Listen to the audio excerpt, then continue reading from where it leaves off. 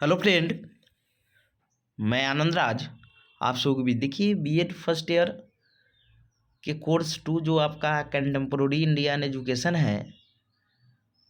देखिए उसमें एक बहुत इम्पोर्टेंट क्वेश्चन पढ़ना है कि भारत में शिक्षा से संबंधित संवैधानिक प्रावधानों का वर्णन करें। देखिए बहुत अच्छा क्वेश्चन है। या क्वेश्चन ऐसे भी आएगा कि भारतीय संविधान में शिक्षा से संबंधित क्या क्या प्रावधान है। सारे यूनिवर्सिटी में पूछता है। और देखिए कोई भी यूनिवर्सिटी हो, बीएड फर्स्ट ईयर का आपका क्लास करना है या नोट्स लेना होगा तो इस नंबर पर व्हाट्सएप करके नोट्स या क्लास के बारे में जानकारी ले सकते हैं 9576002401 पर। तो चलिए हम लोग स्टार्ट करते हैं। देखिए क्वेश्चन है कि भारत में शिक्षा से संबंधित संवैधानिक प्रावधानों का वर्णन करें। यानी संविधान में शिक्षा से संबंधित क्या क्या प्रावधान किया गया उसके बारे में लिखना है।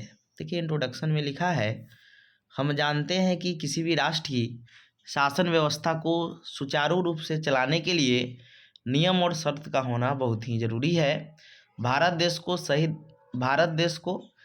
ढंग से होगा, यहाँ ढंग लिख लीजिएगा, सही ढंग से संचालन के लिए एक दस्तावेज है जिसे संविधान कहते हैं।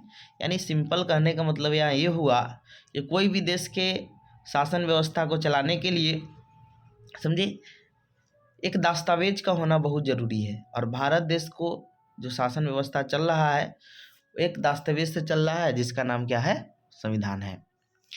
लिखा है संविधान किसी भी देश के लिए रीढ़ की हड्डी होती है जिसके बिना सही ढंग से शासन व्यवस्था की कल्पना भी नहीं किया जा सकता है। देखिए हमारा जो बैकबोन होता है, मतलब जो हमारा रीढ़ की हड्डी होती है वो क्या है, हमारे खड़ा होने के लिए बहुत ज़रूरी है। वैसे ही संविधान कोई भी देश के रीढ़ की हड्डी मानी जाती है क्योंकि इसके बिना उस देश का शासन व्यवस्था अच्छा तरह से सुचारू रूप से नहीं चल सकता है। भारत के संविधान का निर्माण संविधान सभा के द्वारा किया गया था। संविधान 26 नवंबर 1949 ईस्वी को बनकर तैयार हुआ, लेकिन इसे लागू 26 जनवरी 1950 को किया गया। यानी हमारा संविधान का पहला बैठक हुआ था 9 दिसंबर 1946 ईस्वी को, जिसमें हम लोग जानते हैं कि अस्थायी अध्यक्ष के रूप में सच्चिदानंद सिन्हा को बनाया गया था। फिर उसके बाद 11 दिसंबर को डॉक्टर राजेंद्र प्रसाद को संविधान सभा का अस्थायी अध्यक्ष बनाया गया।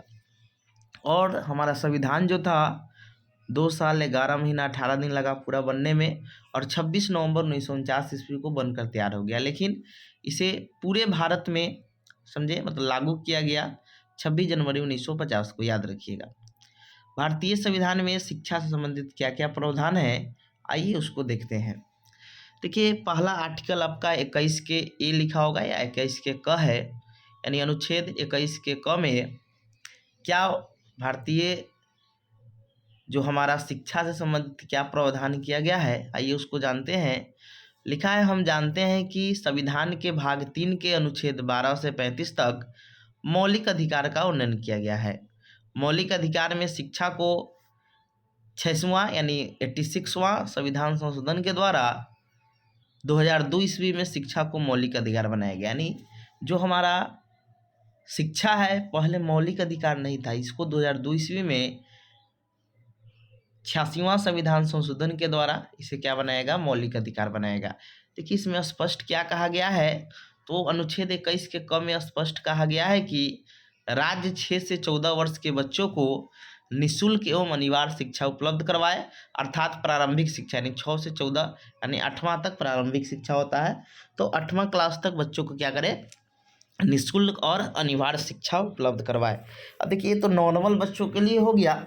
जो लोग दिव्यांग बच्चे होंगे उनके लिए 6 से 18 साल है, समझे, यानी 6 से 18 साल तक अनिवार्य एवं निःशुल्क शिक्षा उपलब्ध करवाना है। यानी आर्टिकल 21 के जो ए है उसमें स्पष्ट कहा गया है कि जो भी राज्य है समझे वो क्या करे कि अपने बच्चों को जो 6 से 14 साल के नॉर्मल बच्चे उनके लिए निःशुल्क शिक्षा उपलब्ध करवाए, जो दिव्यांग बच्चे उनको 6 से 18 साल तक।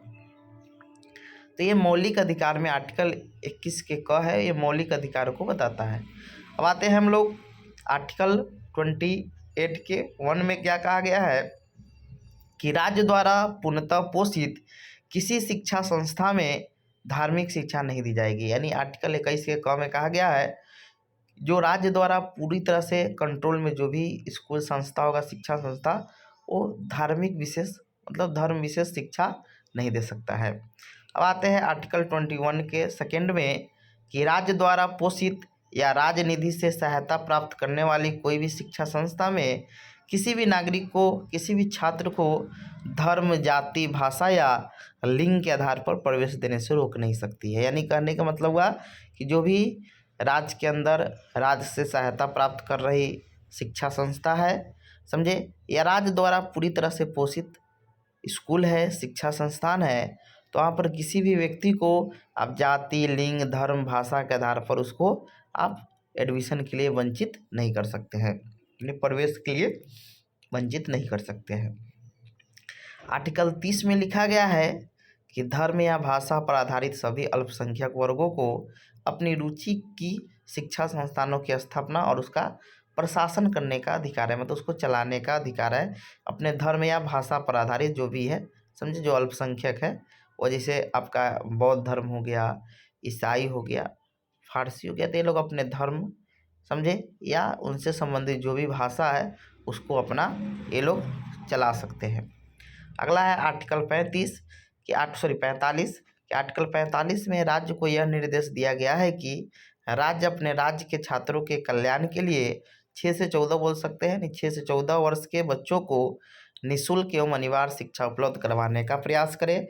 और आर्टिकल 45 जो है ये आपका नीति निर्देशक तत्व से संबंधित है, जो भाग 4 में वर्णन है, तो इसको लिख सकते हैं कि यह नीति निर्देशक तत्व के भाग 4 में है, समझे, जिसमें बोला गया है कि राज्य अपने बच्चों को 6 से 14 साल के जो भी बच्चे हैं उनके लिए निःशुल्क अनिवार्य शिक्षा उपलब्ध करवाने का प्रयास करे। अब आते हैं आर्टिकल 46 में है कि राज्य जनता के कमजोर वर्ग, विशेषकर अनुसूचित जातियों और अनुसूचित जनजातियों के शैक्षिक और आर्थिक हितों पर विशेष ध्यान देने का प्रयास करे, जिससे वे लोग सामाजिक अन्याय और सभी प्रकार के शोषण से बचे होगा। अब आते हैं, देखिए अगला है कि 42वां संविधान संशोधन 1976 के द्वारा शिक्षा को समवर्ती सूची में शामिल किया गया, जिसमें शिक्षा पर केंद्र सरकार और राज्य सरकार दोनों कानून बना सकते हैं। अब आया आर्टिकल 51 के क में कहा गया है कि हम जानते हैं कि भारतीय संविधान के भाग 4 के क में 42वां संविधान संशोधन के द्वारा 1976 ईस्वी में स्वर्ण सिंह समिति की अनुशंसा पर रूस, यानी उस समय सोवियत संघ के था, अब रूस हो गया, के संविधान से 10 मौलिक कर्तव्य को जोड़ा गया।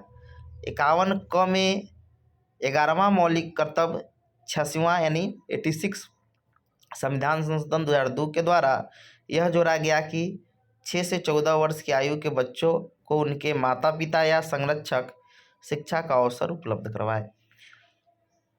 अब आते हैं, आपका क्या है, मौलिक कर्तव्य में ये चीज़ कहा गया है। अब आते हैं हम लोग आगे कि भारतीय संविधान के 8वीं अनुसूची में 22 भाषाओं का भी वर्णन किया गया है। 9वां है कि अनुच्छेद 343 से 351 तक भाषा से संबंधित प्रावधान है। आगे है भाग 17 में भी भाषा का वर्णन किया गया है। अब आते हैं हम लोग जो आगे है कि अनुच्छेद 350 के क में कि इसके अनुसार प्रत्येक राज्य अपना प्राथमिक शिक्षा मातृभाषा में उपलब्ध करवाए। अब निष्कर्ष है कि उपरोक्त विवरण से स्पष्ट होता है कि भारतीय संविधान में शिक्षा से संबंधित बहुत सारे प्रावधान किए गए हैं, जिससे हम अच्छा ढंग से शिक्षा को प्राप्त कर सकते हैं। अनुच्छेद 21 के क में मौलिक अधिकार में शिक्षा का वर्णन सबसे अच्छा है, क्योंकि इसमें 6 से 14 वर्ष के बच्चों को प्रारंभिक शिक्षा प्राप्त कर सकते हैं, वो भी निःशुल्क और अनिवार्य। तो ये चीज़ आप इसमें क्या कर सकते हैं, ये हो गया। और सभी कोर्स का बीएड फर्स्ट ईयर का सभी कोर्स का आपको नोट्स लेना होगा, इस नंबर पर व्हाट्सएप करके नोट्स ले सकते हैं 9576002401 पर। Thank you.